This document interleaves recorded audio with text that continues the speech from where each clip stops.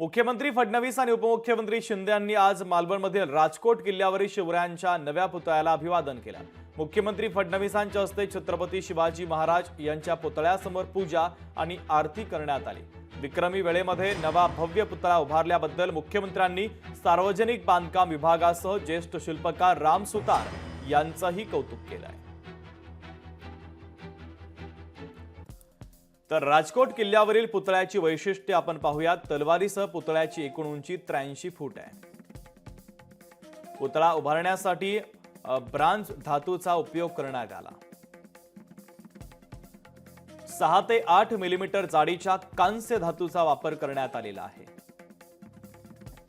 पुतळ्याला स्टीलचे support framework लावण्यात आले। चबुतऱ्याची उंची 10 फूट आहे। चबुतऱ्यासाठी उच्च दर्जाचे कॉन्क्रीट आणि स्टेनलेस सळईचा वापर करण्यात आला आहे। वादळाच्या तीव्रतेमध्ये टिकून राहावा अशा पद्धतीची संरचना पुतळ्याची असेल।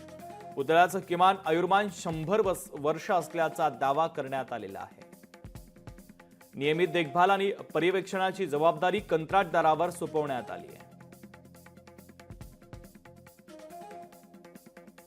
मागच्या काळामध्ये ज्यावेळी या ठिकाणी दुर्दैवी घटना झाली होती त्यावेळी आमच्या सरकारने निर्धार केला होता की विक्रमी वेळेमध्ये हा पुतळा या ठिकाणी पुन्हा आम्ही प्रस्थापित करू आणि अक्षरशः विक्रमी वेळेत हा पुतळा या ठिकाणी प्रस्थापित झालेला आहे आणि आज त्याचं पूजन आम्ही केलेलं आहे। आपल्याकडे कोकणामध्ये वेगवेगळ्या प्रकारचे जे काही तुफान या ठिकाणी येतात, तोक्ते वादळ असेल, फयान वादळ असेल किंवा इतर जे काही वादळं या ठिकाणी आली त्या सगळ्यांच्या इंटेन्सिटीचा अभ्यास करून त्याहीपेक्षा जास्त इंटेन्सिटीने वारा आला किंवा त्यापेक्षा जास्त तुफान आला तरी हा पुतळा त्या ठिकाणी राहू शकेल अशा प्रकारची याची रचना करण्यात आलेली आहे।